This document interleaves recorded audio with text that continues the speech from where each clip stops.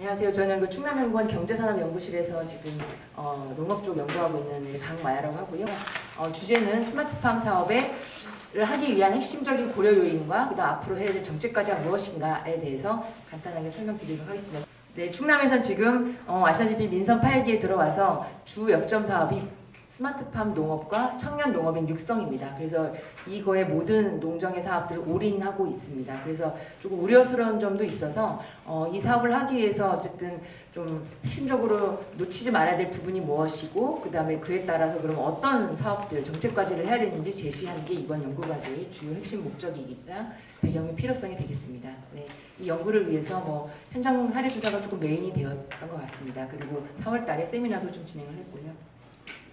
네, 스마트팜은 아까 그 그림을 사진을 보셨기 때문에 이해가 조금 더 빠르실 것 같습니다. 비닐하우스나 유리온실, 축사 등의 IoT 관련된 시설들을 투입시켜서 이제 주로 채소류를 이제 재배하는 그런 시설 종류가 되겠습니다. 저희는 지금 1세대에서 3세대까지 있는데 우리나라의 현재 수준은 약간 1세대와 2세대 중간에 끼인 사이로 보시면 되겠습니다. 완벽하게 로봇이나 AI가 투입되는 상황은 아니고 스마트폰에서 자동 제어할 수 있는 초벌의 수준보단 조금 나은 그런 이제 수준으로 보시면 되겠습니다.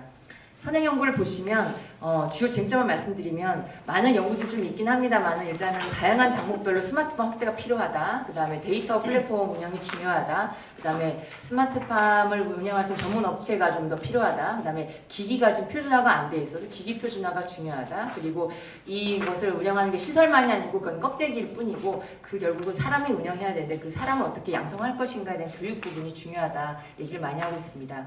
충청남도는 현재 한 15가지 사업이 운영하고 있는데 270억 정도 투자하고 있습니다. 충청남도의 연간 농정 예산은 한 1조 원 정도 되는데 그 중에 270억입니다. 아마 이 액수는 작년 연말에 세운 예산이기 때문에 올해 연말 결산으로 따지면 더 늘어날 수 있고 내년에도 아마 이거 이상으로 2배 이상 늘어날 거로 예상하고 있습니다. 그리고 15개 시군의 스마트팜 관련된 사업만 뽑아보면 아직 정확한 건 아닙니다만은 약 한 1,500억 원 정도 투자하고 있다고 보시면 되겠습니다. 그 다음에 우리 충남의 스마트팜은 그럼 어느 정도의 비중을 하고 있느냐.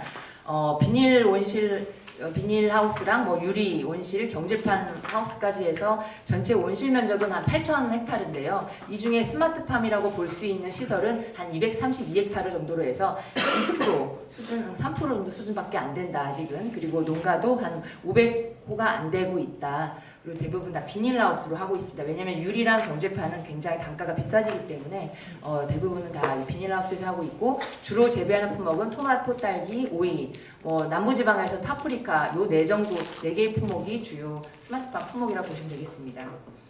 그러면 오늘 핵심적인 주제인데요. 그러면 단계별로, 유형별로, 주체별로 이 사업을 하기 전에 각자 입장들에 있어서 저희가 인터뷰를 해봤는데 그러면 어떤 걸 고려하면 좋겠느냐. 사업을 할 때 시행착오를 겪지 않으려면 일단은 정책 설계 단계에서는 실태조사가 좀 필요하겠다. 왜냐면 이게 그냥 어떤 품목을 하는지, 그 다음에 그 시설하우스나 이런 것들이 얼마나 노후화되고 있는지, 그 다음에 그 시설들은 앞으로 어떤 투자가 필요한지에 대한 실태조사가 없는데 그런 것을 할 수 있는 그런 기반이 필요한 측면에서 실태조사 및 데이터 수집, 그 다음에 보조사업의 한계점, 아까 앞에 청년도 말했지만 항상 인터뷰 끝에는 어떤 사업을 필요하다, 사업을 주세요라고 인터뷰가 끝납니다. 그러니까 이 말씀은 뭐냐면 개인 혼자 자기 돈으로 투자하기에는 이 사업이 너무나 규모가 커져 있다. 그래서 하지만 그런 보조사업의 병폐로 해결해야 되기 때문에 집행 방식의 변화가 좀 필요하다. 그 다음에 성과지표도 지금은 보시면 스마트팜 설립 개소수가 이제 성과지표인데 그거는 성과지표가 아닌 거죠. 이 사업을 왜 하느냐 봤을 때는 청년 농업인을 얼마나 육성하고 지역에 정착시켜서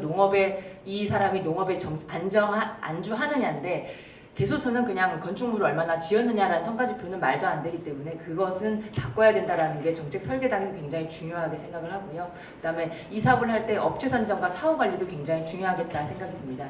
이게 스마트팜은 결국 건축 사업이기 때문에 그리고 안에 시설들이 중요하게 메인으로 작동하기 때문에 그 안에 있는 업체 관리도 굉장히 중요하겠습니다.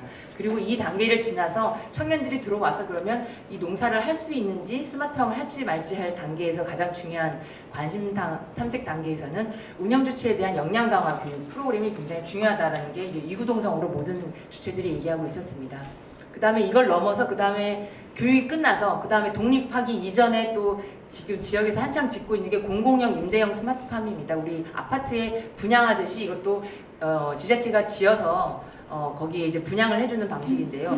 거기에 있어서 또 가장 중요한 게 사람의 인적 구성, 그다음에 임대 기간이 지금 3년, 5년으로 제한돼 있는데 이걸 또 풀어달라는 사람도 있고 풀어주면 안 된다는 사람도 있고요. 그다음에 시설 위험도 좀 중요할 것 같습니다. 이게 굉장히 뭐 번지르르한 뭐 몇백억 원대 아파트처럼 지을 거냐, 아니면 독립했을 때를 염두해서 굉장히 작은 규모로 소소하게 지을 거냐, 이런 유형에도 굉장히 중요하다. 그리고 입지 조건, 이게 통신이랑 물이랑 농지 이런 부분이 굉장히 중요하기 때문에 입지 조건도 중요하다. 그리고 태양광의 그 일조량도 굉장히 중요하기 때문에 여러 가지 그 자연 조건을 맞춘 입지가 필요하다라는 게 준비 단계에서 좀 얘기하고 있었습니다. 그리고 자립한 이후에는 이 사람이 어쨌든 농지를 구해서 땅을 마련해서 그 땅에서 이제 건물을 지어야 되는 거고요. 그래서 땅에 대한 문제, 그 다음에 초기 투자비가 아까 봤듯이 60억 원을 어떻게 조달할 거냐, 투자비에 대한 관건, 그 다음에 이걸 또 해놓고서 운영, 유지 관리가 굉장히 중요한데, 이 돌아가는 아까 그 청년이 얘기했을 때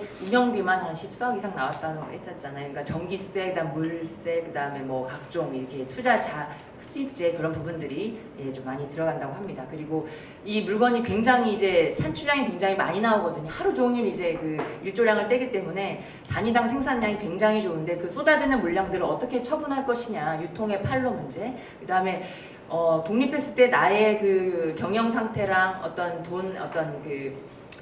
자금 문제랑 다 고려해 봤을 때 어느 정도 투자하는 게 좋을 거냐. 보통 다 지금 400평, 1인당 한 400평 정도, 그 다음 많게는 한 1500평 이내로 하면 좋겠다. 그러니까 1헥타르 넘지 않았으면 좋겠다는 게 주로 이제 농민들이나 이런 분들이 얘기하시는 거고요. 그 다음에 이걸 했을 때 또 항상 청년 농업인만 이걸 했을 때 기존 농업인과의 충돌 문제도 굉장히 중요하기 때문에 지역사회와 어울리는 부분도 이거는 중요하다는 말씀을 해주셨습니다.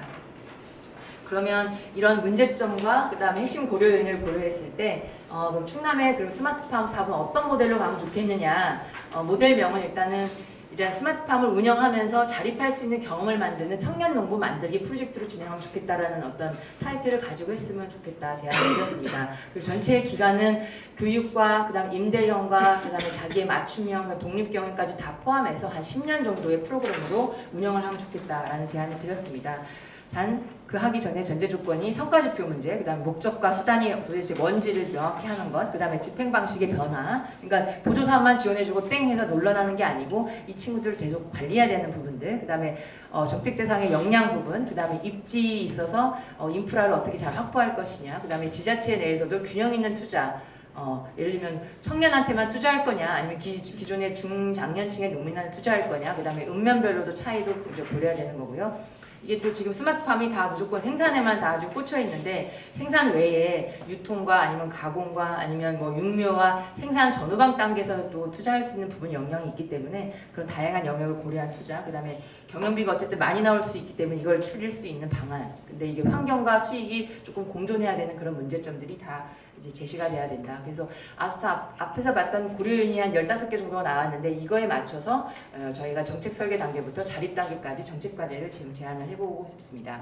일단 첫 번째 정책 단계에서는 내용에 보시면 지금의 프레임은 충청남도가 사실은 이 사업을 하기 위해서 미리 먼저 이제 연초부터 자기들 스스로 정책을 다 구상을 했습니다. 저희가 사실 조금 늦게 진입한 것도 있는데 워낙 또 도에서 드라이브를 빨리 걸다 보니까 저희 연구의 속도와 충남의 속도가 지금 뭐 충남이 솔직히 많이 앞서가 있습니다. 그래서 충남에 제시한 게 아닌 또 저희만의 또 제시할 것들을 추가로 이번에 연구 중간에 조금 더 많이 바뀌었습니다. 그래서 충청남도는 일단은 인지하고 있습니다. 정책 설계 단계에서는 스마트 농업 육성 TF를 잘 구성해서 컨트롤 타워가 돼서 뭔가 추진단도 마련하고 데이터 수집한다. 그리고 협회도 만들어서 뭔가 이제 조직적으로 움직인다는 설계를 하고 있었고요. 저희는 이제 그거에 플러스해서 정책 기반을 마련하는 것 중에 하나가 전수실태 조사 플러스, 그 다음에 보조사업의 아까 방식들의 변화, 그 다음에 성과지표에 좀 변경된 제안들을 좀 드렸고요. 그 다음에 시공업체를 어떻게 관리할 건지도 이 정책 설계 단계에서 무조건 좀 해줬으면 좋겠다. 그 다음에 민간이 참여한 모니터링 기능까지 좀 해줬으면 좋겠다가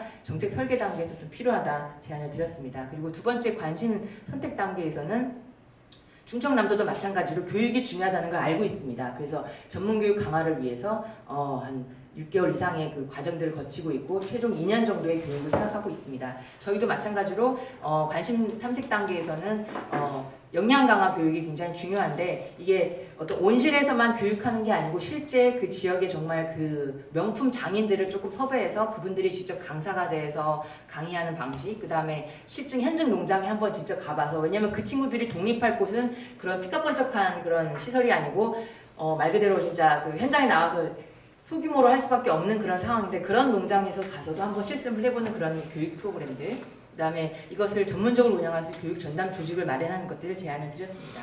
그리고 준비 단계, 그러니까 이 친구들이 교육이 끝나서 공공형 임대형 스마트팜에 입주해서 이제 입주 단계에서 할 수 있는 독립 이전의 단계에서는 충청남도 같은 경우에는 일단은 저렴하게 일단은 이제 스마트 임대를 해주겠다. 어떤 시군에서는 뭐 무상 임대 해주겠다 이런 시군도 있고요. 그다음에 이런 것들을 중심으로 일단은 충청남도에서는 설립에 좀 많이 포커스가 맞춰져 있습니다. 준비 단계에서는 어쨌든 시군에 많은 임대형 스마트팜을 많이 지어서 청년 농업인들한테 뿌려주자 이런 이제 계획을 갖고 계시고, 저희 연구원은 이제 그거에 플러스 그 임대형 스마트팜을 어떻게 운영할 것인가에 대해서 초점을 맞춰가지고 인큐베이팅 좀 운영 주체, 이 친구들한테 임대형에 들어갔을 때 그냥 지자체가 손 놓지 말고 인큐베이팅을 제대로 하자. 그 다음에 투자와 운영을 적절하게 할 수 있는 노하우를 어쨌든 끊임없이 좀 관심 가져서 좀 해주자. 그 다음에 입주 조건도 굉장히 좀 괜찮은데 좀 해주자. 그 다음에 임대 기간도 뭐 이 친구들이 3년, 5년, 10년 원한다고 다 주지 말자. 왜냐면 신규로 진입하는 농가들이 또 이게 진입장벽이 될 수 있기 때문에 어느 정도 끊고는 가야 된다. 그 다음에 균형적으로 환경과 에너지를 조금 고려한 시설 투자가 돼야 된다라는 제안을 좀 드렸습니다. 마지막으로는 그럼 이 친구들이 독립해가지고, 그러니까 임대형에서 이제 끝나서 이제 실제 농사 현장에 나와서 독립했을 때를 가정하면 어떤 게 이제 지자체가 정책 개입이 필요한 거냐. 충청남도에서는 일단 기술을 조금 더 고도화한 청년한테 또 추가로 지어주자고 하고 있습니다. 0.3헥타르, 그러니까 한 900평 정도의 신축을 해주자. 그러니까 여전히 이것도 또 지어주자라는 이제 그런 프레임을 가고 있는 거죠. 그래서 저희가 갔을 때는 조금 아쉬운 게 있어서 저희는 이제 그 독립한 청년한테 어쨌든 실전의 경영 역량을 지원할 수 있는 그런 투자, 그다음에 전후방 산업에 대한 어떤 다양한 투자, 그다음에 수익 구조, 그다음에 이 친구들이 스마트팜에 들어가서 온실에서 농사지어서 끝나는 게 아니고 다시 지역에서 나와서 농촌에 정착을 해야 되는데 그 지역 주민과의 정착 문제, 그 다음에 생산 외에, 그러니까 이 친구들이 생산만이 아니고 이 스마트팜을 통해서 할 수 있는 게 더 영역이 많다라는 걸 좀 알려주는 그런 활동들, 그 다음에 잘 되는 사례들을 확산하는 것들, 그 다음에 혼자 하긴 좀 버거울 수 있는 업무 사업들이기 때문에 그 동네에 있는 지역에 있는 그 청년들의 모임이나 조직들을 만들어서 공동 대응할 수 있는 그런 것들이 좀 필요하다. 그 다음에 R&D 관련 투자, 오늘 또 스태피에서 또 최 박사님, 추 박사님 나오셨는데 좀 R&D 관련 투자들을 지자체에서 좀 할 수 있는 것들을 좀 많이 터주자, 이런 제안들을 좀 드렸습니다. 네. 마지막 말씀드리면 일단은 우려는 좀 많습니다. 아까 제가 영상 틀어드린 이유도 사실 저의 개인적인 생각이 좀 들어있는 거긴 하지만 우려스러운 점이 굉장히 많죠. 예. 이 농산물을 이제 팔아서 도대체 60억을 언제 갚을 줄인지 이런 것들이 사실 좀 많이 걱정이 되고, 그 과정에서 운영에 대한 어떤 리스크도 굉장히 우려가 된 상황입니다. 오히려 충청남도에서 생산 기반을 키울 게 아니고 이 물건을 나왔을 때, 이 품목들이 나왔을 때 어떻게 유통을 판로를 개척해 줄 것인지, 이 친구들이 농사에서 떠나지 않고 이 지역에 남아서 농부로 남아 있을 것인지에 대한 고민이 더 필요하다. 이제 이런 말씀을 드리면서 오늘 과제 발표를 마치겠습니다. 네, 이상입니다.